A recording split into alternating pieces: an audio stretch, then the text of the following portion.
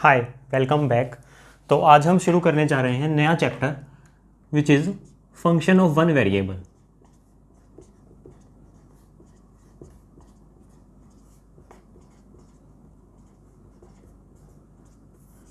Generally 3 से 4 questions इस chapter पे जरूर आते हैं। सो स्टार्ट करते हैं फंक्शन से। What is function?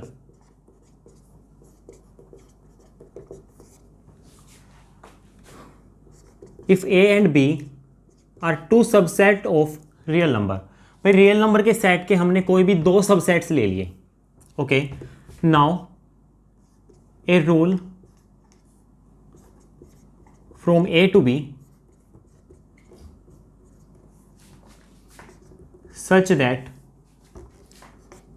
for all a belonging to a there exists small v belonging to capital V such that f of a is equal to b। वो जो रूल है वो रूल चलो हमने मान लिया f। सो एक्चुअली किया क्या है, हमने 2 सबसेट लिए हैं आगे। एक सबसेट तो ले लिया a और दूसरा सबसेट ले लिया, उसको नाम दे दिया मैंने b। ए के अंदर कुछ एलिमेंट्स होंगे, लेट अस से A1, A2, A3 and up to so on. B के अंदर जो एलिमेंट्स होंगे, लेट अस से B1, B2, B3 and up to so on. जरूरी नहीं हमेशा नंबरिंग कर ही इसके, ये अनकाउंटेबल भी हो सकता है, लेकिन चलो मान लिया हमने एक बार।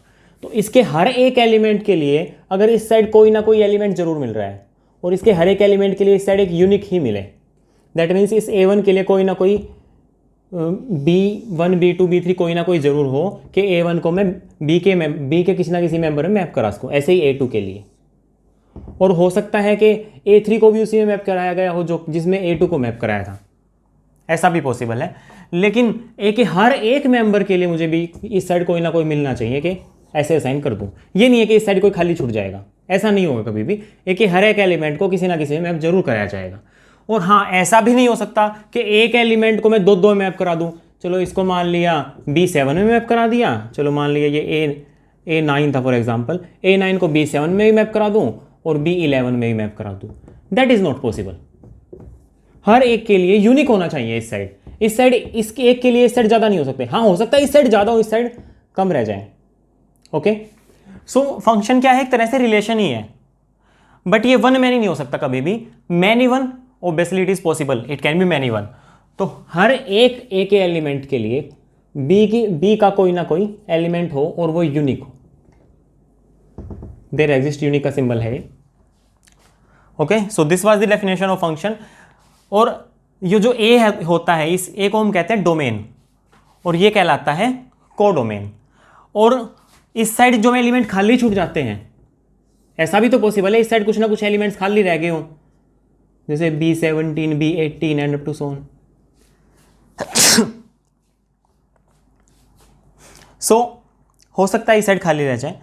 तो इस केस में हम क्या कहते हैं, इसके जिस एलिमेंट के लिए इस साइड प्री इमेज मिल रही है उनका जो कलेक्शन कहलाता है, उन सब का कलेक्शन कहलाता है रेंज। रेंज का मतलब है कोडोमेन का वो सबसेट जिसके एलिमेंट्स की प्री इमेज एग्जिस्ट करे। ओके, जैसे ये है, इनकी प्री इमेज एग्जिस्ट नहीं कर रही, इनके लिए इस साइड कोई है ही नहीं, इस साइड कोई ए नहीं मिलेगा जिसको B17, B18 में कराया गया हो, तो ये रेंज में नहीं आएंगे। कोडोमेन तो ये पूरी है, लेकिन इनको छोड़ के वो एलिमेंट जिनकी प्री इमेज मिल रही है उन एलिमेंट्स का कलेक्शन रेंज कहलाएगा। नाउ वन फंक्शन एक्चुअली होता क्या है, जो इस साइड हम ए लेके चलते हैं और ये इस साइड बी कोडोमेन जो हम लेते हैं, किसी भी फंक्शन को वन कब कहा जाएगा? वन तब कहेंगे कि जब ए को एक में ही मैप कराया गया हो।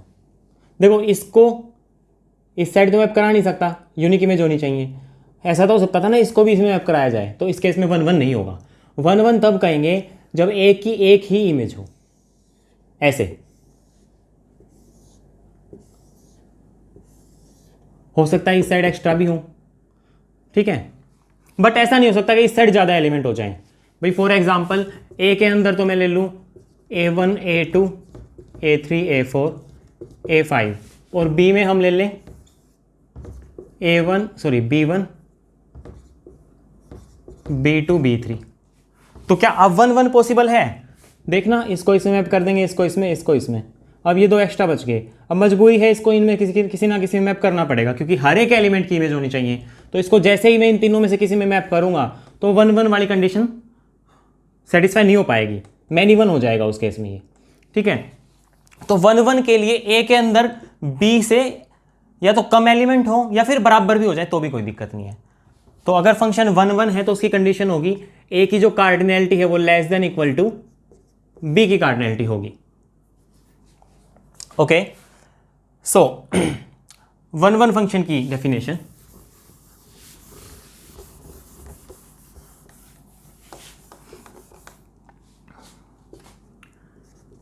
a function f from a to b is called 1 1 if for all f of x equal to f of y we have x is equal to y। Distinct elements की डिस्टिंक्ट इमेज होनी चाहिए, यानी कि जब जब इस side distinct elements हों, यानी कि x और y, इसके एलिमेंट्स हमने x y से डिनोट कर दिए, जब भी x और y अनइक्वल हैं तो इनकी इमेजेस भी अनइक्वल ही आए। f of x is not equal to f of y। ठीक है, जैसे कि इस साइड में 2 एलिमेंट्स ले लेता हूँ, एक x है एक y है, और दोनों इक्वल नहीं है, दोनों अलग अलग एलिमेंट्स हैं, तो इसकी इमेज अलग आएगी, इसकी इमेज अलग आएगी। ठीक है, ऐसा नहीं हो सकता कि दोनों डिस्टिंक्ट थे फिर भी इनकी इमेज सेम आ जाए, ऐसा नहीं हो सकता, फिर तो मैनी 1 ही हो जाएगा। ओके, सो 1 1 के लिए क्या है, डिस्टिंक्ट एलिमेंट्स की डिस्टिंक्ट इमेज आए। और ये आप सबको पता है, जब कोई कंडीशन दे रखी होती है, जैसे मान लिया ये कोई स्टेटमेंट है P, और P statement implies Q statement, P true है तो Q भी ट्रू है, तो ये तो रिजल्ट होता ही है हमारे पास कि note Q implies note P। ठीक है, अगर नोट Q होगा तो वो इम्प्लाई कर देगा नोट P को। ओके, सो ये तो डेफिनेशन थी 1 1 की, एक्स वाई नॉट इक्वल तो f of x f of y not equal.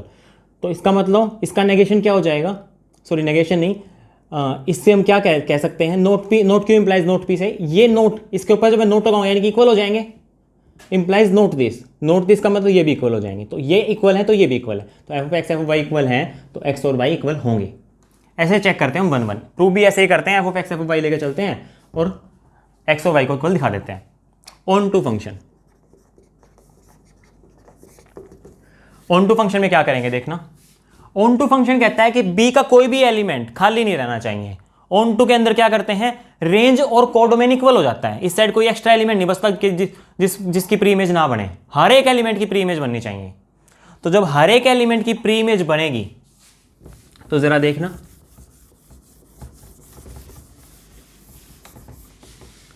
ये ए सेट है और ये बी सेट, इसके एलिमेंट की प्री इमेज मुझे मिलेगी कुछ ना कुछ, इस एलिमेंट की प्री इमेज मिलेगी। क्या ऐसा हो सकता है कि इस एलिमेंट की यही प्री इमेज हो जो इसकी इमेज थी? ऐसा तो नहीं हो सकता, क्योंकि इस एक की दो इमेज तो आ नहीं सकती। फंक्शन की डेफिनेशन कहती है इसको, इस एक एलिमेंट की 2 इमेज नहीं हो सकती, तो इसका मतलब इसकी प्री इमेज इससे अलग ही मिलेगी कुछ ना कुछ। तो जितने इस साइड होंगे उतनी प्री इमेज मिलती रहेंगी। ठीक है, हो सकता है उससे ज़्यादा भी हो सकता है कि ये ऐसा भी हो जाए, इसकी प्री इमेज ये भी हो और इसकी प्री इमेज ये भी हो, मैनी 1 तो पॉसिबल है फंक्शन। तो इसका मतलब जितने बी के अंदर एलिमेंट्स होंगे उतने तो ए में होंगे ही, और हो सकता है ए में बी के कंपैरिजन में कुछ ज़्यादा एलिमेंट्स भी हों। दैट मीन्स ए की cardinality is greater than equal to B की cardinality. Okay, so on to function की डेफिनेशन क्या है, बी के हर एलिमेंट के लिए कोई ना कोई ए में एलिमेंट हो कि फंक्शन उस ए के एलिमेंट को बी के एलिमेंट में मैप करे, यानी कि हर एलिमेंट की प्री इमेज होनी चाहिए। तो for all y belonging to b, इसके हर एलिमेंट के लिए देयर एग्जिस्ट, यूनिक एग्जिस्ट करना जरूरी नहीं है, एक से ज़्यादा भी एग्जिस्ट कर सकते हैं, there exist x belonging to a such that function x को y में ले जाए f of x is equal to y। हम टू प्रूव भी ऐसे ही किया जाता है, हम b का कोई जनरल एलिमेंट लेके चलेंगे और उसके लिए a में कोई ना कोई x दिखा देंगे, तो इसके हर एलिमेंट की प्री इमेज एग्जिस्ट कर जाएगी उस केस में। और इस केस में ये रिजल्ट होता है हमारे पास, और 1 1 के केस में ये रिजल्ट होता है। अगर कोई फंक्शन 1 1 भी हो जाता है और ऑन टू भी हो जाता है तो हम क्या कह देते हैं, दोनों ही कार्डिनैलिटी इक्वल है। अगर ये दोनों ही हो जाएंगे तो फिर हमें क्या मिलेगा, ए की कार्डिनैलिटी इक्वल हो जाएगी बी की कार्डिनैलिटी के। उसके बाद है ग्राफिकल मीनिंग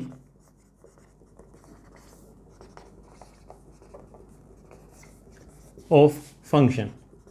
भाई फंक्शन का ग्राफिकल मीनिंग होगा क्या, और ग्राफिकल मीनिंग 1 का क्या होगा, ग्राफिकल मीनिंग ऑन टू का क्या होगा। सबसे पहली बात फंक्शन को डिसाइड करते हैं। फंक्शन कैसे चेक करेंगे ग्राफिकली हम, तो ये मैंने 2 एक्सिस ले लिए। इस एक्सिस पे मान लिया कि डोमेन के एलिमेंट्स रखे हुए हैं, ठीक है, ये मान लिया डोमेन को रिप्रेजेंट कर रहा है, और ये मान लिया को डोमेन को रिप्रेजेंट कर रहा है, ठीक है। तो यहां पे डोमेन के एलिमेंट्स हैं, यहां पे जो एलिमेंट्स हैं वाई एक्सिस पे, यहां पे को डोमेन के एलिमेंट्स हैं। तो सबसे पहली बात मैं फंक्शन की डेफिनेशन ही चेक करता हूं। फंक्शन क्या कहता है, डोमेन के हर एलिमेंट के लिए कोई ना, भाई डोमेन के हर एलिमेंट को को डोमेन के यूनिक एलिमेंट में मैप किया जाए, ठीक है। सो जैसे ये डोमेन का एलिमेंट है मान लिया x, तो इसके लिए इसको किसी ना किसी y में मैप करेंगे। भाई डोमेन मान ली मैंने a है, को डोमेन मान ली b है, ये a है और ये b है, और फंक्शन है a से b तक का, तो इसको इसमें मैप कर देगा। इसके हर एलिमेंट के लिए होगा कोई ना कोई b में ऐसे मैप करता हुआ, ठीक है। इस x के लिए कोई ना कोई तो एग्जिस्ट करेगा। चलो मान लिया वो ये एग्जिस्ट कर गया, मान लिया कि ये y है, तो यानी कि x कोमा y कोऑर्डिनेट बन जाएगा ये, जहाँ पे y की वैल्यू क्या है, f ऑफ x है। भाई x को फंक्शन कहाँ पे मैप करता है, x को y में मैप करता है ना।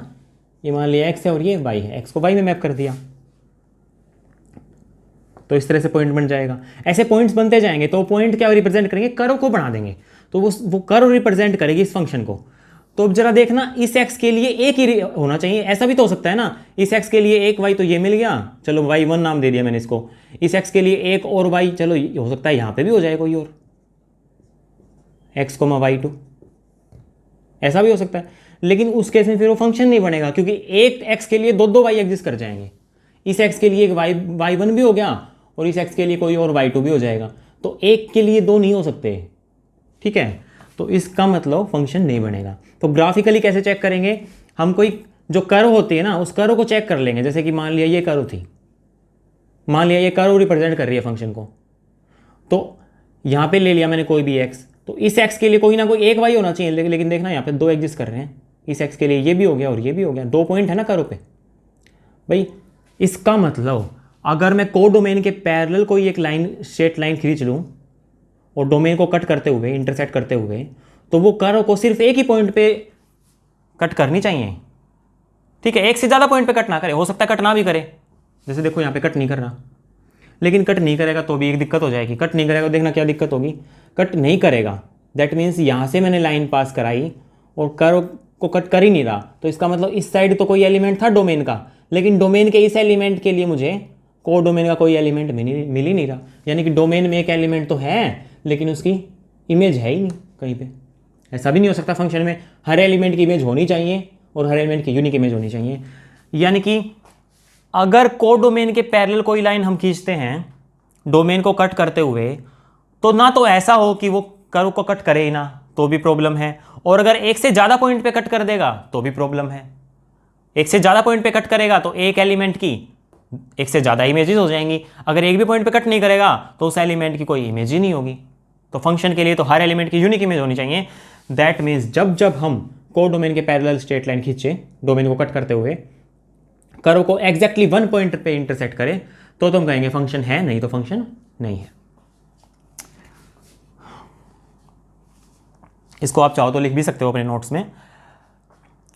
If we draw a straight line parallel to codomain intersecting the domain, then that straight line must intersect the curve exactly once. If it does not intersect once, then the curve does not represent a function. तो फिर वो function को represent नहीं करेगी curve. अब graphical meaning करते हैं हम 1 फंक्शन का। चलो 1 फंक्शन और देख लेते हैं। 1 फंक्शन में देखना क्या होगा,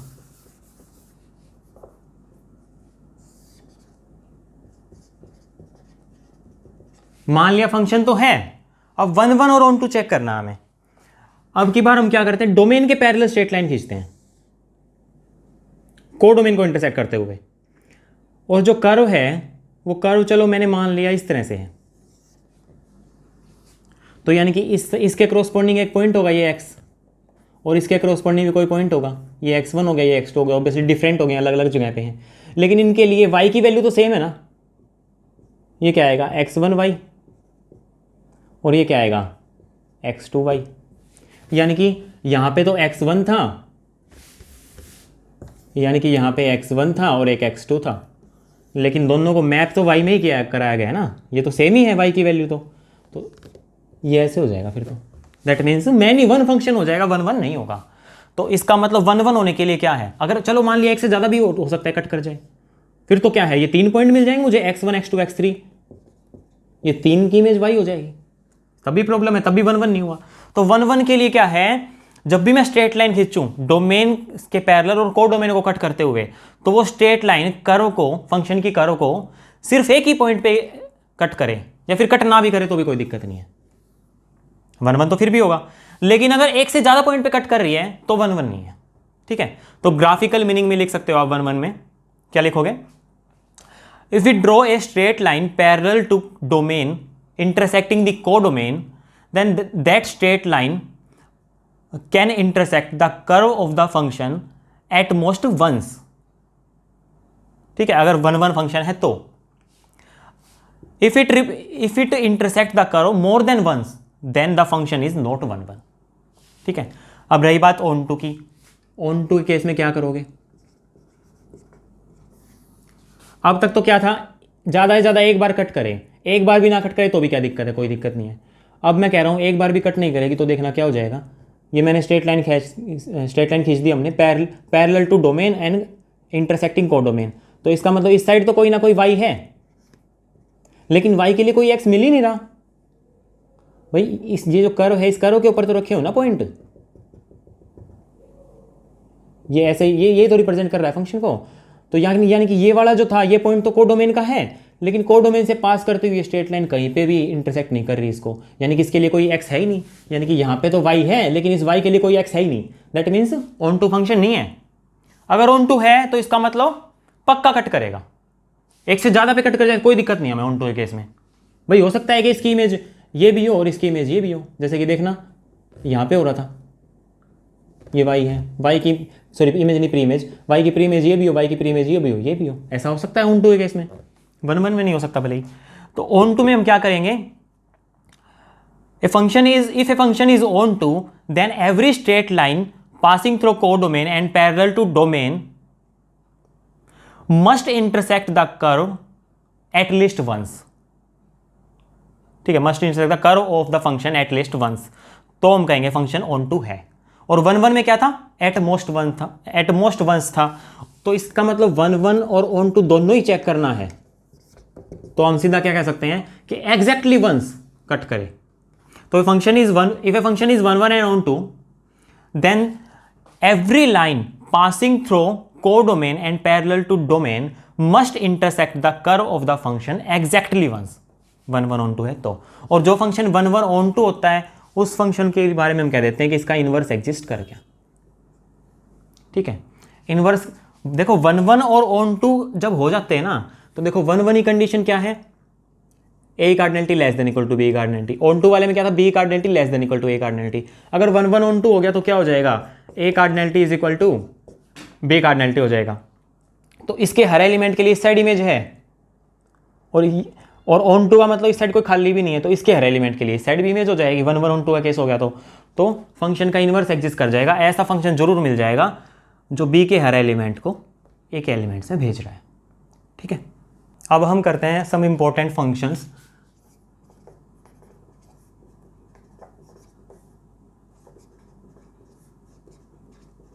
मैथ को अच्छे समझने के लिए आपको बेसिक सारे बातें क्लियर होनी चाहिए, उसी लिए हम कुछ एक बेसिक बातें कर रहे हैं स्टार्टिंग में।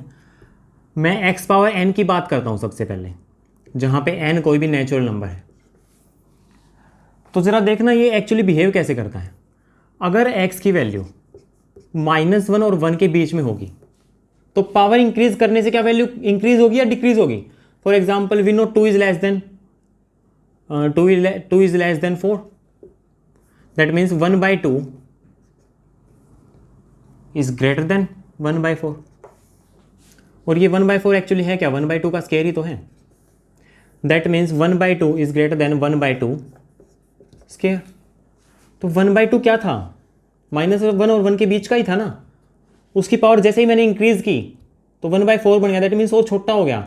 अगर इसकी पावर और ज़्यादा इंक्रीज करता तो वो और छोटा हो जाता। दैट मीन्स 0 और 1 के बीच के जितने भी नंबर्स हैं उनकी जितनी पावर बढ़ाते जाओगे वो और छोटे होते जाएंगे। ऐसे ही -1 और 0 में भी ऐसा ही काम है, क्योंकि मैग्नीट्यूड तो वही है उसकी, एक से छोटी मैग्नीट्यूड है। दैट मीन्स पावर इंक्रीज करने से वैल्यू छोटी होती जाएगी। That means x is greater than equal to x square which is greater than equal to x cube which is greater than equal to x power 4 greater than equal to n up to 1। ऐसे चलेगा, ठीक है। लेकिन अगर x की value 1 से बड़ी हो या फिर x की वैल्यू -1 से छोटी हो तो हम सबको पता है जैसे जैसे पावर इंक्रीज करते जाते हैं नंबर और बड़ा होता जाता है। जैसे 2 का स्क्वायर 4 हो जाएगा, ठीक है, 2 की पावर 3 करते तो वो 8 आ जाता और बढ़ा जाता। ऐसे ही माइनस के केस में है। दैट मीन्स इस केस में क्या हो जाएगा, x is less than x square less than x cube less than x power 4 less than n up to 1। ऐसे चलेगा। तो इन्हीं बेसिक बातों को मद्देनजर रखते हुए हम फंक्शन ड्रॉ करते हैं x पावर n का। सबसे पहली बात, व्हेन n इज इवन 2 के टाइप का हो जाए और ये नेचुरल नंबर है, दैट मीन्स के क्या होगा कि खुद भी एक नेचुरल नंबर होगा। हो सकता है 0 भी हो जाए, यूनियन 0 भी ले सकते हो, ठीक है। तो अब देखना फंक्शन ड्रॉ करते हैं हम। मैंने मान लिया कि फंक्शन है x power n, that means x power 2k। तो आपको ग्राफ बनाने बहुत ही अच्छे से आने बहुत ज़्यादा ज़रूरी है। ये मान लिया x एक्सिस है, ये y एक्सिस है, लेकिन हम यहाँ पे डोमेन, यहाँ पे कोडोमेन लेकर चलते हैं। तो डोमेन हमारी क्या है, रियल नंबर्स, कोडोमेन भी हमारी रियल नंबर्स है। ये जो फंक्शन है ये हमने r से r पे लिया है, ठीक है। देखना ये एक्चुअली वैल्यू किसकी होती है, y की वैल्यू होती है। That means y is equal to x power 2k है। मैं इसको y is equal to x के साथ कंपेयर करता हूँ। ज़रा देखना y is equal to x ऐसे आएगा,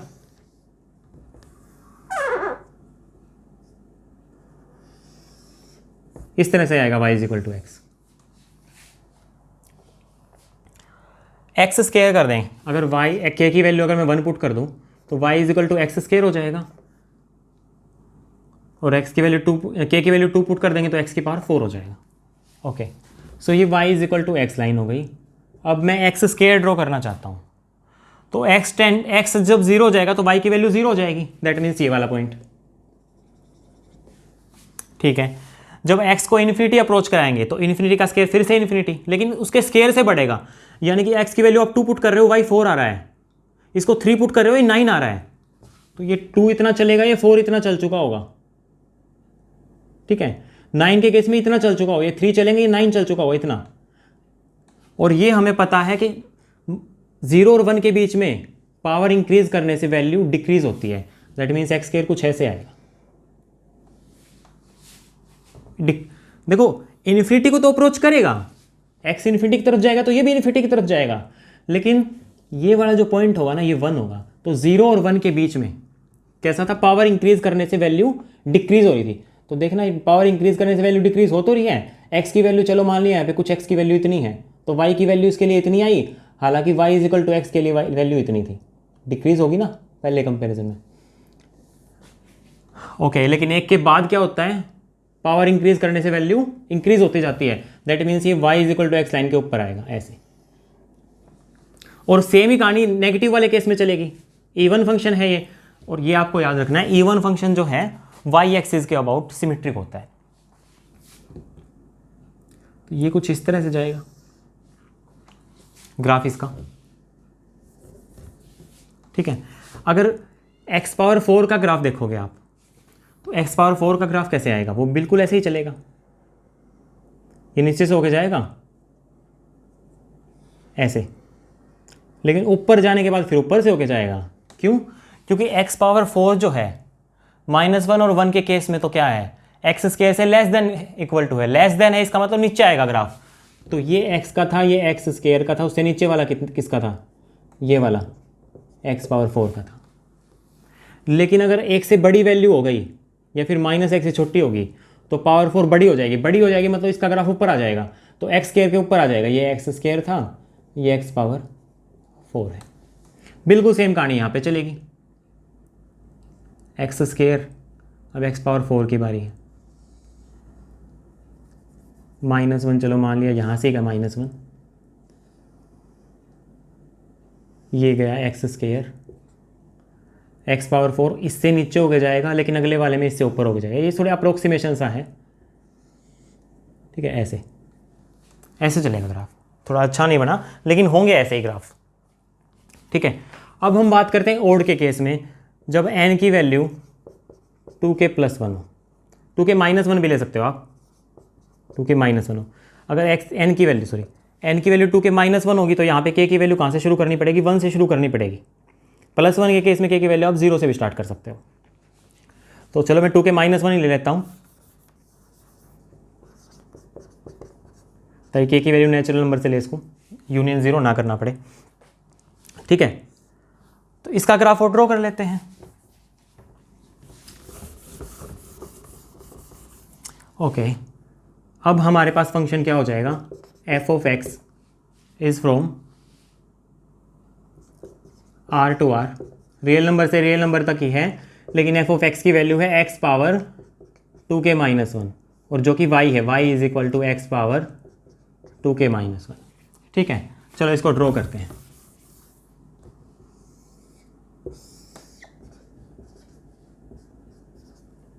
ये R है, ये भी R ही है, y = x लाइन हो जाएगी। ये कहानी बिल्कुल वैसे ही है। यहाँ पे -1 और 1 के केस में क्या है, क्यूब पे वैल्यू छोटी होती है तो ऐसे जाएगा -1 में। अब देखना x टेंड टू इन्फिनिटी पे क्या जाएगा, इन्फिनिटी, लेकिन ज़्यादा, लेकिन सॉरी 1 है, 1 को जैसे ही क्रॉस करेगा तो x³ वाली वैल्यू बड़ी हो जाएगी x से।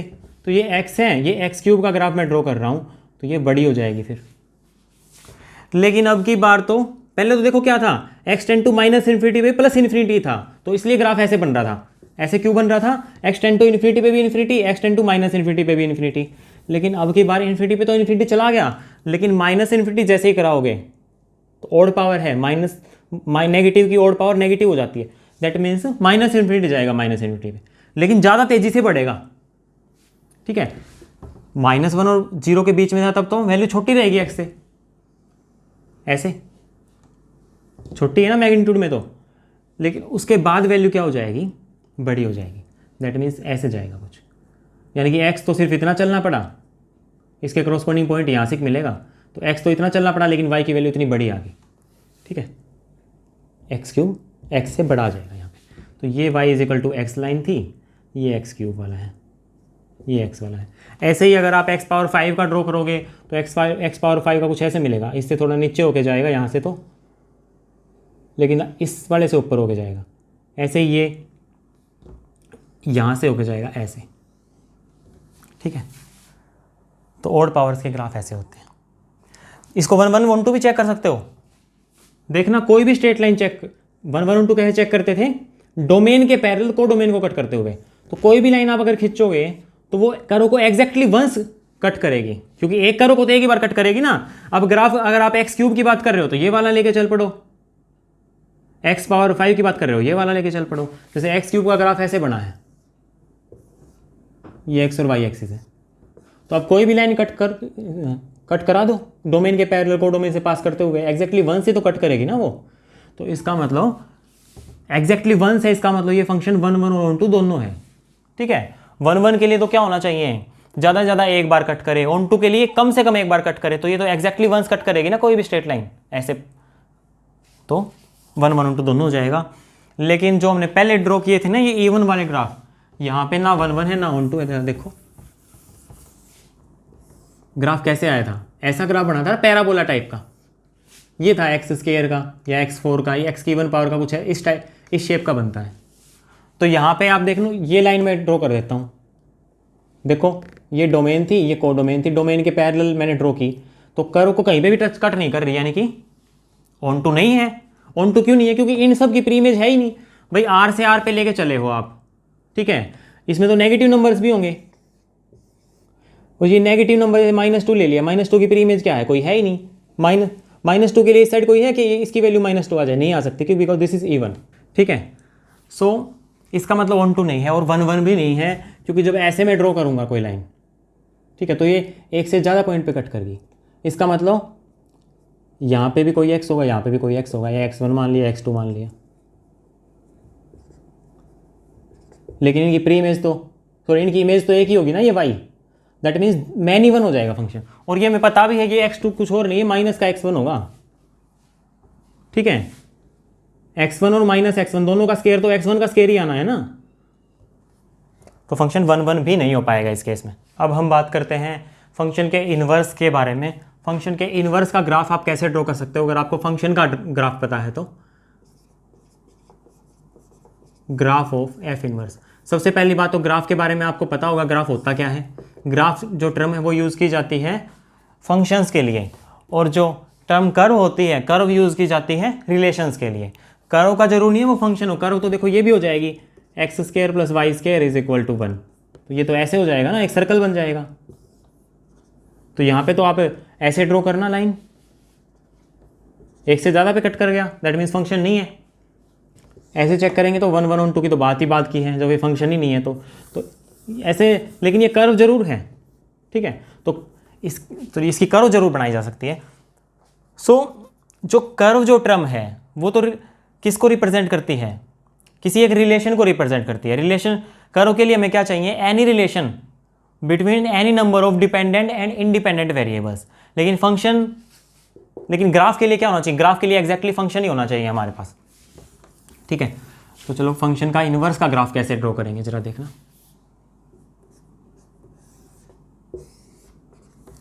आपको फंक्शन का मान लिया ग्राफ पता है, फॉर एग्जांपल e⁻x का ग्राफ पता है आपको। e⁻x का ग्राफ देखना क्या होता है? ये x एक्सिस है, ये y एक्सिस है। x और y क्या? ये डोमेन है r और ये को डोमेन है r, ठीक है। तो फंक्शन ले लिया, फॉर एग्जांपल मैंने f(x) = e⁻x। e⁻x का ही ग्राफ ड्रॉ करते हैं सबसे पहले। e का मतलब क्या होता है? एक से बड़ा नंबर होता है ना, 2 पॉइंट समथिंग होता है ये, ठीक है, 2.78 समथिंग। तो इसकी पावर x की गई है, तो एक से बड़ा नंबर है, तो क्या ये कभी नेगेटिव हो सकता है? नेगेटिव तो हो नहीं सकता कभी भी, ठीक है। पॉजिटिव है उसका, इसकी पावर कर रहे हैं हम पॉजिटिव नंबर की। तो x को जब 0 पुट करूँगा, किसी की पावर 0 1 हो जाएगी, यानी कि x 0 तो y 1, ये y की वैल्यू है ना, f(x) को y लेते हैं, तो x 0 और y 1 यहाँ पे कट करेगा। अगर x को -∞ को अप्रोच करा दूँ, तो -∞ को अप्रोच करेंगे, दैट मीन्स इसकी पावर -∞, यानी कि 1/2 पॉइंट समथिंग की पावर इन्फिनिटी, 1/, एक से बड़े नंबर की पावर जब इन्फिनिटी करते हो तो इन्फिनिटी हो जाता है। जैसे 2 का स्केयर कर दिया हमने, 4 आ गया, 2 की पावर 3 कर दी, 8 आ गया, तो इन्फिनिटी को अप्रोच कराओगे तो इन्फिनिटी हो जाएगा, समथिंग अपॉन इन्फिनिटी 0 हो जाएगा। ये एक्चुअली अप्रोच करेगा इसको, ठीक है, ये भी अप्रोच वाली वैल्यू है। तो ये अप्रोच करेगा, कहाँ पे अप्रोच करेगा? जब x टेंड टू -∞ होगा तो ये इन्फिनिटी को अप्रोच करेगा, सॉरी 0 को, जी 0 को अप्रोच करेगा। तो x को -∞ अप्रोच कराने 0 को अप्रोच करेगा, यानी कि ऐसे चलेगा ग्राफ। और x को इन्फिनिटी अप्रोच कराने पे तो इन्फिनिटी आ ही रहा है, तो ऐसे कट करते देखो, इसको तो पास कर गया, इन्फिनिटी को अप्रोच कराने से इन्फिनिटी, ऐसे। तो e⁻x का ग्राफ ये हो जाएगा, e⁻x का। अब देखो f इनवर्स का ग्राफ कुछ नहीं होता, बस y = x लाइन के अलोंग इसका रिफ्लेक्शन ले लो।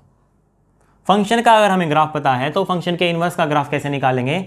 y = x लाइन के अलोंग फंक्शन का जो ग्राफ है उसका रिफ्लेक्शन ले लो। जैसे y = x लाइन ये हो जाएगी, देखो ये होगी y = x लाइन।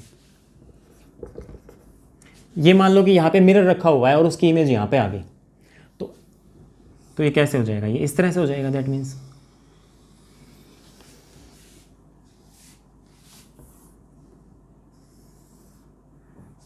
ठीक है, इस तरह से आ जाएगा। मिरर इमेज का मतलब तो देखो ये थोड़ा बढ़ने ऐसे गया, लेकिन ये डिस्टेंस और ये डिस्टेंस सेम होनी चाहिए थी, यानी कि ये यहाँ से पास करेगा, ठीक है, इस तरह का ग्राफ हो जाएगा। और इसको डिनोट किया जाता है log ऑफ x से। e पावर x का जो इन्वर्स होता है f इन्वर्स ऑफ x वो log ऑफ x होता है बेस e। ठीक है, ऐसे ही अगर e की जगह पे a होता तो बेस a आता। ओके, तो यहाँ पे आप लिख सकते हो ग्राफ f इन्वर्स का कैसे निकालोगे। सबसे पहले इसके लिए कंडीशन होनी चाहिए कि फंक्शन जो है वो 1 1 और ऑन टू भी होना चाहिए। अगर 1 1 ऑन टू होगा तभी तो हम इन्वर्स की बात करेंगे, नहीं तो इन्वर्स के बारे में बात ही नहीं कर सकते। सो इसका ग्राफ देखना कैसे निकालोगे, लिख लो इस बात को। The graph of f inverse is the reflection of the graph of f of x about the line y is equal to x. ठीक है, फॉर एग्जाम्पल जैसे कि हमें ग्राफ ड्रॉ करना है x पावर 1/2k का, और फंक्शन दे रखा है r प्लस यूनियन 0 से r प्लस यूनियन 0 तक। दैट मीन्स ये मान लिया r प्लस है, यूनियन 0 भी ले लेते हैं, ये भी है r प्लस यूनियन 0। इसका ग्राफ ड्रॉ करना है तो हमें ये जरूर पता है कि x की पावर 2k जो होता है उसका ग्राफ हमें निकालना आता है। x पावर 2k का ग्राफ कैसे था, इस तरह का था उसका ग्राफ। लेकिन अगर मैं r प्लस यूनियन 0 से r प्लस यूनियन 0 की बात करूंगा तो ग्राफ सिर्फ इतना आएगा, ये ग्राफ आएगा। क्या ये 1 1 ऑन 2 फंक्शन है? अगर मैं इसको चेक करूं r प्लस यूनियन 0 से, वैसे तो 1 1 ऑन 2 नहीं था r से r पे, हमें चेक किया था अभी, लेकिन r प्लस यूनियन 0 से r प्लस यूनियन 0 पे अगर चेक करोगे तो कोई भी स्ट्रेट लाइन आप ड्रॉ करो डोमेन के पैरेलल को डोमेन को कट करते हुए तो एग्जैक्टली 1 से कट करेगी वो। देखो कहीं पे भी लेके जाओ एग्जैक्टली 1 से कट करेगी, ऐसे चलेगा ये। तो इसका मतलब फंक्शन तो 1 1 ऑन 2 है, दैट मीन्स फंक्शन इन्वर्टेबल है। और इसका इन्वर्स कुछ और नहीं, यही होगा। देखना, ये मान लिया फंक्शन f था तो ये मैंने मान लिया g है। ठीक है, तो f इंटू जी देखना क्या होगा, यानी कि f of g of x is equal to f of g of x की value x power 2k। Function क्या करता है, जो भी फंक्शन को दोगे उसकी पावर 1/2k कर देगा। तो ये क्या करेगा, x पावर 2k इसकी पावर 1/2k, 2k से 2k कैंसिल, ये x आ जाएगा। That means identity function, identity function वो ना सेम को सेम में मैप करा दे, x को x में ही मैप कराता है, यानी कि i ऑफ x। ऐसे ही अगर आप g ऑफ f निकालोगे, चेक कर लेना, वो भी i ऑफ x ही आएगा, मतलब i ही आ जाएगा कंपेयर करोगे तो। ठीक है, इसका मतलब क्या है, f और g एक दूसरे का इन्वर्स है। तो हमें इसका फंक्शन, इसका ग्राफ निकालना था, लेकिन मुझे इसका ग्राफ पता है, तो ये क्या है, इसका इन्वर्स ही तो है। तो इसके इन्वर्स का ग्राफ क्या, इसका इन्वर्स का ग्राफ कैसे होगा, y is equal to x line के लोग इसका रिफ्लेक्शन ले लो। तो y is equal to x line देखना,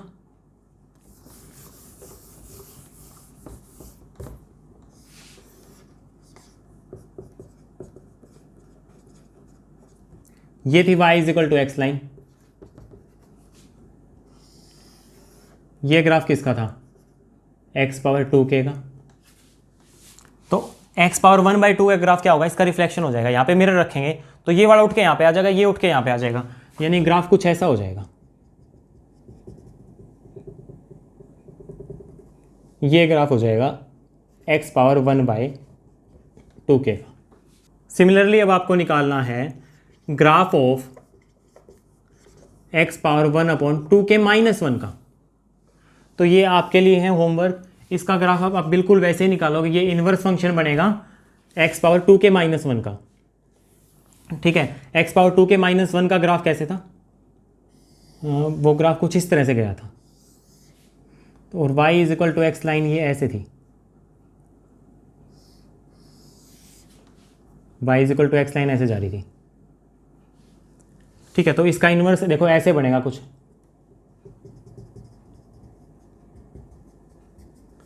ये तो इन्वर्टेबल फंक्शन है ना r से r तक, तो इस तरह ग्राफ बन जाएगा। ये तो किसका था, x पावर 2k माइनस 1 का था, ये हो जाएगा x पावर 1/2k माइनस 1 का graph. Now we talk about the graph of a power x. A power x के ग्राफ में देखना 3 केसेस बनेंगे। सबसे पहली बात तो जब ए की value greater than 0 less than 1 हो, जब ए की वैल्यू इक्वल टू 1 हो जाए, और जब ए की वैल्यू ग्रेटर देन 1 हो। देखो इक्वल टू 1 वाले केस में तो बहुत ही ज़्यादा सिंपल है। मान लिया फंक्शन आर से आर तक है, ठीक है, तो एफ ऑफ एक्स जो है अगर मैं आर से आर तक लेके चलता हूँ such that f of x is equal to, A की वैल्यू 1 है, 1 power x that is equal to 1, तो एफ ऑफ एक्स की वैल्यू 1 ही हो जाएगी। यानी कि सब के सब को 1 में ही मैप कर दिया। एक्स की वैल्यू आप कुछ भी चेंज करते रहो, वाई की वैल्यू जो है वो हमेशा ही 1 रहेगी। वाई 1 यहाँ से आएगा, वाई की 1 वैल्यू हमेशा 1 रहे। देखो ये वाली line, y is equal to 1 और f of x is equal to 1, ये लाइन है। तो ये ना तो 1 1 है ना ही ऑन टू है, वो देख के पता चल रहा है। और फंक्शन ऑब्वियसली बनाएगा ही, कांस्टेंट फंक्शन बनेगा। तो इसका ग्राफ तो बहुत ही सिंपल सा हो गया। अभी हम क्या करते हैं, ग्राफ की बात करते हैं जब ए की वैल्यू 0 और 1 के बीच में हो, ठीक है। जब ए की वैल्यू 0 और 1 के बीच में है तब जरा बताना f of x is equal to a power x का ग्राफ ड्रॉ करो सच दैट ए की वैल्यू आर से आर तक ही, सॉरी जो फंक्शन लिया है वो हमने आर से आर तक ही लिया है। ये आर है और ये आर है, और ए की वैल्यू 0 और 1 के बीच में है। तो जैसे जैसे मैं एक्स की वैल्यू इंक्रीज करूंगा तो वैसे वैसे फंक्शन की वैल्यू डिक्रीज हो जाएगी।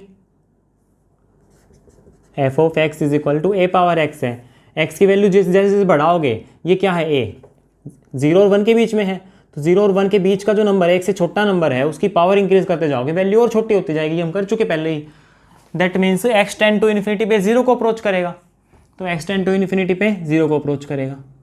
और 0 जब एक्स की वैल्यू हो जाएगी तो एफ फंक्शन की वैल्यू क्या होगी, किसी की पावर 0 1 हो जाती है, तो एक्स 0 तो ये वैल्यू 1 हो जाएगी। तो ये कुछ ऐसे जाएगा, इस तरह से। X tend to minus infinity जब हम कराएंगे तो a power minus infinity, a power minus 1 power infinity. तो जब ए की वैल्यू 1 से छोटी है तो 1 बाय ए की वैल्यू क्या हो जाएगी, 1 से बड़ी हो जाएगी। यानी कि ए इनवर्स जो है वो 1 से बड़ा होगा, और 1 से बड़े नंबर की पावर अगर मैं इन्फिनिटी करता हूँ, पावर 1 से बड़े की पावर इन्फिनिटी करोगे तो वो इंक्रीज होते होते इन्फिनिटी की तरफ जाएगा। That means x tend to minus infinity पे कहाँ पे जाएगा, इन्फिनिटी की तरफ जाएगा। तो ये कुछ इस तरह से जाएगा, ये ग्राफ बनेगा। ओके, ये आर से आर तक ये ग्राफ बन गया। अभी अगर मुझे इसका इन्वर्स और निकालना है, ए पावर एक्स का इन्वर्स निकालने के लिए इसका 1 1 ऑन टू होना जरूरी है। अब 1 1 तो मुझे दिख रहा है, देखो कोई भी स्ट्रेट लाइन खींचूंगा या तो कहीं पे कट ही नहीं होगी, और कट होगी तो ज़्यादा से ज़्यादा एक जगह पे, एक पॉइंट पे कट हो जाएगी, ठीक है। ऑन टू बनाने के लिए हम क्या करते हैं, कोडोमेन को मैं आर की जगह पे आर प्लस लेके चलता हूँ। यहाँ पे अगर मैं आर प्लस ले लूँ, भाई अगर आर देता है तो बात ही खत्म होगी, तो इन्वर्स फाइंड ही नहीं कर सकते, तो इन्वर्स के ग्राफ की बात कैसे करें। अगर ये आर प्लस तक है तो इस तब मैं कह सकता हूँ कि 1 1 ऑन टू है, तो 1 1 तो था ही पहले भी, ऑन टू भी हो जाएगा। हर वाई के लिए कोई ना कोई एक्स इस साइड मिल जाएगा। तो अब इसका इन्वर्स ड्रॉ करना है, तो इसका इन्वर्स का ग्राफ बनाना बहुत ही आसान है। y is equal to x line ये है, y is equal to x line के लॉन्ग रिफ्लेक्शन ले लो। रिफ्लेक्शन जैसे ही लेंगे तो वो रिफ्लेक्शन कुछ इस तरह से आएगा, इस तरह का ग्राफ बनेगा। इसके अबाउट रिफ्लेक्शन लेंगे ना, ये एक ही जगह पे कट करेंगे, ठीक है। अब हम केस लेते हैं जब a की वैल्यू 1 से बड़ी हो, तब ग्राफ कैसे बनेगा। जब a की वैल्यू 1 से बड़ी हो जाएगी तब देखना क्या होगा, x की वैल्यू जैसे जैसे इंक्रीज होगी, देखो ये है x की वैल्यू इंक्रीज होगी, a 1 से बड़ा है तो x टेंड टू इन्फिनिटी पे इन्फिनिटी की तरफ जाएगा, तो x टेंड टू इन्फिनिटी पे इन्फिनिटी की तरफ जाएगा। ऐसे x की वैल्यू 0 तो इसकी वैल्यू 1, तो 0 पे y की वैल्यू 1 हो जाएगी, x 0 y 1। x tend to minus infinity पे बिल्कुल वैसे ही, a power minus infinity, a inverse power infinity. अगर a की वैल्यू 1 से बड़ी है तो a इनवर्स की वैल्यू 1 से छोटी है, तो 1 से छोटे की पावर इन्फिनिटी क्या हो जाएगा, 0 को अप्रोच करेगा, दैट मीन्स ये ऐसे 0 को अप्रोच करेगा, यूँ। ये ग्राफ हो जाएगा अब की बार a पावर x का। अब इसका इन्वर्स और इसका इन्वर्स का ग्राफ कैसे बनाएंगे? जब मैं r से r तक लूँगा तो इन्वर्स एग्जिस्ट करेगा नहीं, फंक्शन 1 1 तो हो जाएगा, ऑन टू नहीं होगा। स्ट्रेट लाइन ड्रॉ करूँगा ना जैसे ही मैं, तो वो कर्व को कहीं पे भी कट नहीं करेगी। अगर ये स्ट्रेट लाइन कर्व को कहीं पे कट नहीं कर रही है, इसका मतलब ऑन टू नहीं है फंक्शन। ऑन टू बनाने के लिए मैं क्या करता हूँ, कोडोमेन को रेंज के इक्वल ही लेके चल पड़ता हूँ, तो ऑब्वियसली ऑन टू हो ही जाएगा। तो कोडोमेन में r प्लस ही लेके चल पड़ा, ठीक है, ये लेके चल पड़े। तो अब तो फंक्शन 1 1 ऑन टू दोनों है। अगर फंक्शन 1 1 ऑन टू है तो इसका इन्वर्स एग्जिस्ट करेगा। इन्वर्स का ग्राफ निकालना बहुत ही आसान है। y is equal to x line क्या होगी? ये होगी y is equal to x line. ये तो बिल्कुल e पावर x जैसा ही बन गया ना, e की वैल्यू भी x से बड़ी होती थी, बिल्कुल वैसा ही ग्राफ बनेगा। उसका इन्वर्स क्या बनेगा? उसका इन्वर्स का ग्राफ इसके अबाउट रिफ्लेक्शन, तो रिफ्लेक्शन कुछ इस तरह से हो जाएगा।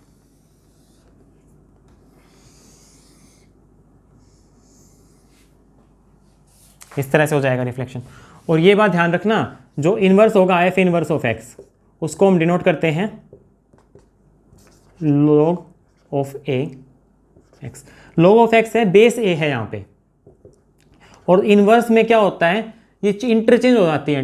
रेंज की जगह पे तो डोमेन आ जाता है, डोमेन की जगह पे रेंज आ जाती है, तो ये आर प्लस से आर तक हो जाएगा। हमेशा इन्वर्स में आपको यही करना है।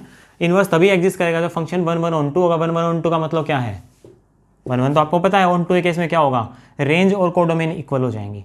और इन्वर्स में क्या होता है, रेंज, इस फंक्शन की जो रेंज होती है वो तो इन्वर्स की डोमेन बन जाती है, और फंक्शन की जो डोमेन है वो इन्वर्स की रेंज बन जाती है, ठीक है। Now we move on to the graph of function f of x is equal to greatest integral function of x.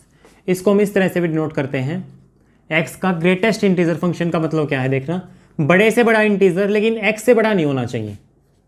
इसको इस तरह से डिनोट करते हैं, देख लो, जैसे कि 2.5 है, तो बड़े से बड़ा इंटीजर लेकिन 2.5 से बड़ा ना हो। तो इंटीजर्स तो हमें पता है क्या होते हैं, 0 +-1 +-2 +-3 +-4 एंड अप टू सोन, इस टाइप के इंटीजर होते हैं। 1 2 3 4 सारे नेचुरल नंबर, उनका नेगेटिव और एक 0। तो बड़े से बड़ा इंटीजर तो काउंट कर ही नहीं सकते, लेकिन बड़े से बड़ा इंटीजर हो लेकिन इससे बड़ा ना हो, तो वो तो 2 ही होगा ना ऑब्वियसली। अगर मैं 3 ले लूँगा तो 3 तो इससे बड़ा आ जाएगा, और अगर मैं 1 लेता हूँ या फिर 0 लेता हूँ तो फिर उससे 0 से बड़ा इंटीजर तो देखो ये रहा 1, 1 से बड़ा रहा 2, लेकिन 2 से बड़ा फिर मैं 3 नहीं ले सकता क्योंकि वो इससे भी बड़ा हो जाएगा। बड़े से बड़ा लेकिन इससे बड़ा नहीं होना चाहिए। तो इसका मतलब क्या है, बड़े से बड़ा इंटीजर लेकिन एक्स से बड़ा ना हो। तो ये एक्चुअली करता क्या है, फ्रैक्शन पार्ट हटा देता है, जैसे कि 2.5 का 2 दे देगा। लेकिन जरा देखना यहाँ पे, जब मैं -1.5 करूँगा तो बड़े से बड़ा इंटीजर लेकिन इससे बड़ा ना हो, तो देखना क्या होगा, यहाँ पे 0 आता है, यहाँ पे -1 आता है, यहाँ पे -0.5 है, ठीक है। ये वाला -2 है, तो यहाँ से मिलेगा हमारे पास -1.5, ये वाला नंबर। तो बड़े से बड़ा इंटीजर इससे बड़ा नहीं होना चाहिए, तो वो तो माइनस का 2 ही होगा ना। तो यहाँ पे हम नहीं कह सकते, फ्रैक्शन पार्ट हटा सकता है। तो पॉजिटिव इंटीजर्स के केस में तो हम पॉजिटिव रियल नंबर्स के केस में तो हम कह सकते हैं कि ग्रेटेस्ट इंटीजर फंक्शन क्या है, भाई इसका फ्रैक्शन पार्ट हटा देता है। लेकिन नेगेटिव के केस में ये बात नहीं कह सकते। तो इसका मतलब तो आपको पता चल गया होगा, ग्रेटेस्ट इंटीजर फंक्शन क्या करता है, बड़े से बड़ा इंटीजर देगा जो एक्स से बड़ा, लेकिन एक्स से बड़ा नहीं होगा। वो बड़े से बड़ा इंटीजर लेकिन एक्स से बड़ा नहीं होना चाहिए। तभी इसके लिए हमने देखो नीचे वाला जो है ना, ये इसको सीलिंग, एक तो होता है ये सीलिंग फंक्शन और एक होता है ये फ्लोर फंक्शन। सीलिंग और फ्लोर बिल्कुल आसान सी बातें हैं, ये बहुत ही कॉमन से वर्ड्स हैं। जैसे कि सीलिंग, देखो सीलिंग छत को बोलते हैं, तो ऊपर ये सीलिंग फंक्शन, और ये फ्लोर है तो ये नीचे वाला फ्लोर फंक्शन। तो फ्लोर क्यों कहा हमने, क्योंकि फ्लोर वाली वैल्यू 2.5 है, ठीक है। 2.5 से अगला क्या था, 3 था, उससे पहले वाला क्या था, 2 था। तो दो इंटीजर्स के बीच में है ना ये, तो ये नीचे लगाने का मतलब है कि नीचे वाला दे देगा, इससे पहले वाला 2 दे देगा यहाँ पे, ठीक है। इसकी वैल्यू एक्चुअली होगी क्या, इसकी वैल्यू इक्वल टू n होगी, such that n is largest with the condition n is less than equal to x। बड़े से बड़ा इंटीजर लेकिन x से बड़ा नहीं होना चाहिए, ठीक है। चलो इसका ग्राफ ड्रॉ करते हैं। ग्राफ ड्रॉ करना बहुत ही आसान है इसका भी। बस आपको वैल्यूज ही तो पुट करनी है, ग्राफ ड्रॉ हो जाएगा। आर से आर तक लेके चल पड़ा मैं फंक्शन। फंक्शन जो है डोमेन भी हमारी आर है और को डोमेन भी आर ही है। तो अब देखो एफ ऑफ एक्स की वैल्यू एक्चुअली में है क्या। अगर एक्स की वैल्यू 0 और 1 के बीच में है, 1 की साइड से ऊपर लिया है मैंने, तो क्या होगी, इंटीजर के ऊपर वैल्यू क्या देगा, पहली बात तो ये इंटीजर के ऊपर तो इंटीजर ही दे देगा। जैसे 2 का ग्रेटेस्ट इंटीजर फंक्शन निकालना है, बड़े से बड़ा इंटीजर लेकिन 2 से बड़ा नहीं होना चाहिए, तो वो तो 2 ही हो जाएगा ना। 2 से बड़ा फिर मैं 3 ले लूँगा तो दिक्कत दे देगा, और बड़े से बड़ा इंटीजर फिर 2 ही है, less than equal to 2, largest integer such that n is less than equal to x। तो इंटीजर पे वैल्यू तो इंटीजर देगा, यानी कि 0 पे तो 0 दे देगा। 0 से आगे जैसे ही पुट करोगे 0.1, 0.5, 0.36 इस टाइप के जब भी पुट करोगे तो भी वैल्यू 0 ही देगा। 1 में पुट कर नहीं रहा अभी, ठीक है, तो यहाँ पे वैल्यू क्या देगा, 0 ही देगा। अगर x की वैल्यू बिलोंग कर जाएगी 1 से 2 ओपन की तरफ, तो 1 पे 1 देगा, 1.5 पे 1 पॉइंट समथिंग पे क्या देगा, 1 ही तो देगा, बड़े से बड़ा इंटीजर इससे बड़ा ना हो तो 1 देगा। तो इस तरह से आप काउंट करोगे तो जब x की वैल्यू बिलोंग करेगी -1 साइड से क्लोज, 0 की साइड से ओपन, तो वैल्यू -1 आएगी। फिर ऐसे ही -2 प्लस का 2, ऐसे वैल्यू चलेंगी। ड्रॉ कर लेते हैं। -1 यहाँ पे है, 0 यहाँ पे है, तो -1 और 0 के बीच में वैल्यू हमेशा ही -1 रहती है, तो ये वाली वैल्यू रहेगी। -1 और 0 के बीच की कोई वैल्यू पुट करो, फंक्शन की वैल्यू -1 ही आती है, -1 पे ही -1 आती है। ये वाला पॉइंट इंक्लूड नहीं है, इसलिए इसके ऊपर सर्कल लगा दिया मैंने, ये इंक्लूड है। 0 और 1 के बीच में देखना, 0 और 1 के बीच में वैल्यू हमेशा ही 0 आती है, यानी कि ये वाला, ये इंक्लूड होगा, 1 इंक्लूड नहीं किया है, ठीक है। ऐसे ही 1 और 2 के बीच में x की वैल्यू 1, सॉरी ये -1 वैल्यू थी ना y की, तो -1 वैल्यू तो यहाँ पे आएगी,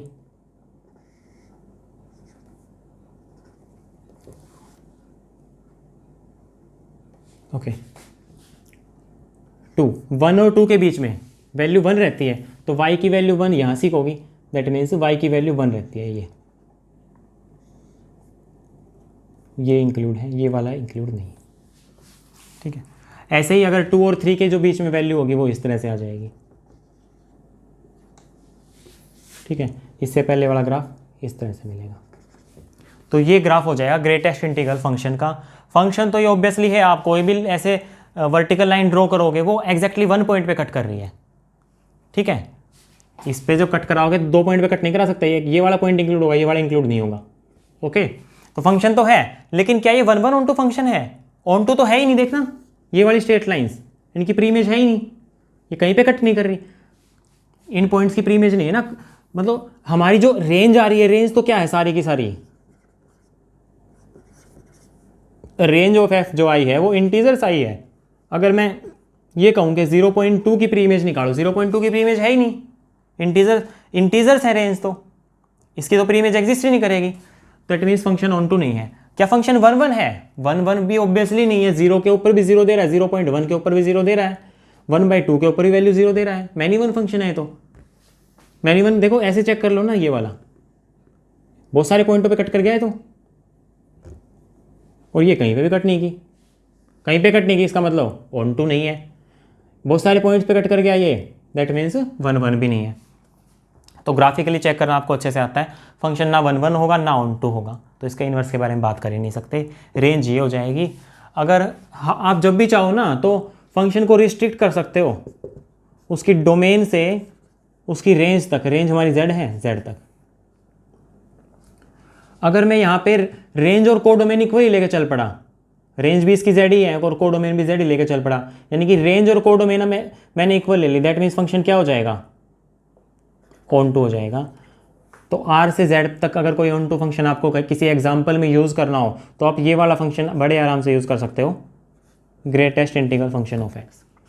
और क्योंकि ये ऑन टू है, यानी कि z की जो कार्डिनलिटी है वो क्या होगी, less than equal to r की कार्डिनलिटी है, हमें पता भी है होती है ये तो क्या होता है काउंटेबल और ये uncountable. Next is graph of fractional part of x। Fractional part of x की नोटेशन ये होती है जो कि इक्वल होता है x माइनस एक्स का ग्रेटेस्ट इंटीग्रल फंक्शन। एग्जाम में दिया हुआ नहीं मिलेगा, ये आपको याद रखना है। फ्रैक्शनल पार्ट का मीनिंग ये होता है, नाम से ही पता चल रहा है ना फ्रैक्शनल पार्ट। जैसे कि मैं 2.5 दे दूं तो इसका फ्रैक्शनल पार्ट क्या हो जाएगा 0.5। मैं 37.98 दे दूं तो इसका फ्रैक्शनल पार्ट क्या हो जाएगा 0.98। तो फ्रैक्शनल पार्ट जो होता है वो हमेशा 0 और 1 के बीच में ही तो आएगी वैल्यू, ठीक है। 0 से ग्रेटर देन इक्वल टू होगी फ्रैक्शनल पार्ट की वैल्यू और लेस देन 1 होगी। क्या फ्रैक्शनल पार्ट इक्वल टू 1 हो सकता है? बिल्कुल भी नहीं। फ्रैक्शनल पार्ट है, इक्वल टू 1 तो जाएगा ही नहीं बिल्कुल भी। तो इसका ग्राफ बनाने से पहले फंक्शन अच्छे से लिखते हैं, फंक्शन एक्चुअली वैल्यू क्या क्या देगा किन किन पॉइंट्स पे। तो x माइनस एक्स का ग्रेटेस्ट इंटीग्रल फंक्शन लिया तो मैं बिल्कुल वैसे ही लेकर चल पड़ा जब x की वैल्यू -1 और 0 में के अंदर से बिलोंग कर रही है और -1 की साइड से मैं क्लोज ले सकता हूँ, क्योंकि इस पूरे इंटरवल के अंदर x का जो greatest integer function of x है उसकी वैल्यू क्या आती थी -1 आती थी। तो ये क्या हो जाएगा x माइनस एक्स का ग्रेटेस्ट इंटीग्रल फंक्शन वो क्या होता था -1 यानी कि x + 1, ठीक है। जब x बिलोंग करेगा 0 to 1 तो greatest integral function of x क्या आएगा 0 आएगा, तो x - 0 यानी कि x। ऐसे ही जब x बिलोंग करेगा इस साइड से ओपन आएगा ये 1 से 2 की तरफ, सॉरी इस साइड से ओपन, तब देखना x minus greatest integral function of x 1 बनेगा x - 1। ऐसे इससे पहले वाला क्या होगा x + 2 होगा, ठीक है। यहाँ पे x कहाँ से कहाँ तक बिलोंग करेगा -2 से -1 तक, ठीक है। तो इस तरह से चलेगा फंक्शन का ग्राफ और ड्रॉ कर लेते हैं हम। फंक्शन r से r तक लेके चले हैं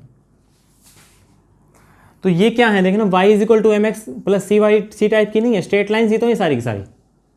जब x की वैल्यू 0 और 1 के बीच में थी तो ये 0 और ये 1, इतने इंटरवल के अंदर y = देखना क्या है y = x है, तो y = x लाइन तो ये हो जाएगी, ठीक है। लेकिन 1 की साइड से ओपन है, ये वाला पॉइंट इंक्लूड है नहीं, ये वाला पॉइंट इंक्लूड है।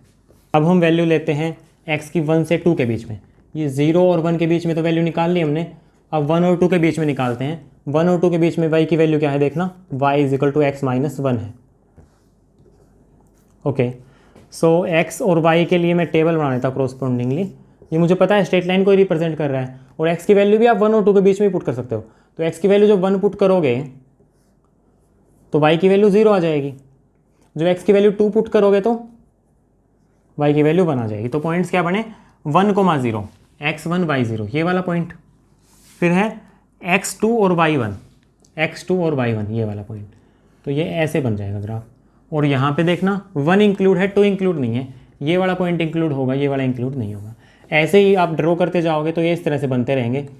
एक के लिए और कर लेते हैं, x + 1 के लिए लेकर चल पड़ता हूँ। x की वैल्यू -1 होगी तो y की वैल्यू 0 हो जाएगी, ठीक है। और x की वैल्यू 0 होगी तो y की वैल्यू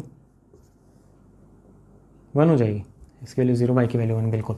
तो पॉइंट्स है -1, 0, यहाँ पे है -1, 0। अगला पॉइंट है 0, 1 x0 y1 ये वाला पॉइंट।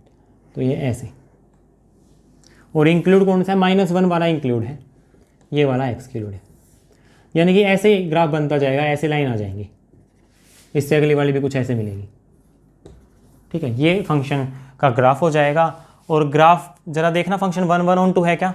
ऑन टू तो है नहीं, ये देखो ये स्ट्रेट लाइन ये कहीं पे कट नहीं कर रही, ऑन टू नहीं है। 1, 1 है, 1, 1 भी नहीं है, ये स्ट्रेट लाइन देखो कितने सारे पॉइंटों पे कट करेगी, दैट मीन्स फंक्शन 1, 1 भी नहीं है। अब हम बात करते हैं graph of signum function of x। तो ये क्या होता है फंक्शन की डेफिनेशन देखो सबसे पहले, f of x = signum function of x = जब x नॉन ज़ीरो है तो क्या करता है x अपॉन x का मैग्नीट्यूड, और जब x 0 है तो फंक्शन 0 हो जाता है। ये आपको पता है किसी भी फंक्शन को उसके मैग्नीट्यूड से डिवाइड करोगे तो वैल्यू +1 या -1 ही आएगी रियल नंबर के केस में। तो भाई अगर x पॉजिटिव है तो ये कैंसिल हो गया 1 आ जाएगा, अगर x नेगेटिव है तो ये माइनस का और मोड हो गया प्लस का तो -1 आएगा। दैट मीन्स इसकी वैल्यू क्या हो जाएगी, -1 हो सकती है, 0 हो सकती है और 1 हो सकती है।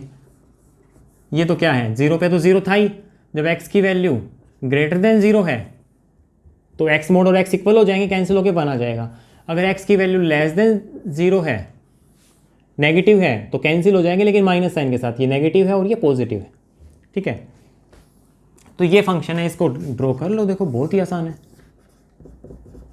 r से r तक था, 0 के ऊपर 0, अगर 0 से बड़ा है तो वैल्यू 1, ये ऐसे, ये वाला पॉइंट इंक्लूड है नहीं। अगर 0 छोटा है तो वैल्यू -1, ये ग्राफ हो जाएगा। फंक्शन तो ऑब्वियसली है, कैसे कोई भी ऐसे वर्टिकल लाइन ड्रॉ करोगे आप तो एग्जैक्टली वंस कट करेगी कर्व को। यहाँ पे भी देखो, ये वाई एक्सिस वाली लोगे ना तो भी वो एक ही पॉइंट पे कट करेगी, इस पॉइंट पे।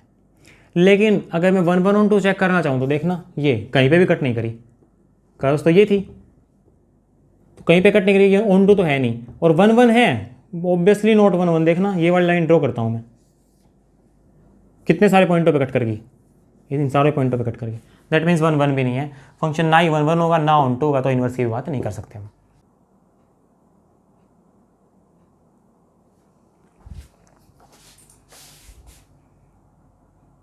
ओके, सो आज के लेक्चर में इतना ही। कल हम सीखेंगे कि अगर हमें फंक्शन f ऑफ x का ग्राफ नोन है तो minus of f of x का ग्राफ कैसे फाइंड आउट करते हैं, या फिर f ऑफ माइनस x का ग्राफ कैसे फाइंड आउट करते हैं, या फिर mode of f of x का ग्राफ कैसे फाइंड आउट करते हैं, या फिर f of mode of x का ग्राफ कैसे फाइंड आउट करते हैं। और उसके बाद हम करेंगे लिमिट, कंटिन्यूटी एंड डिफरेंशिएबिलिटी।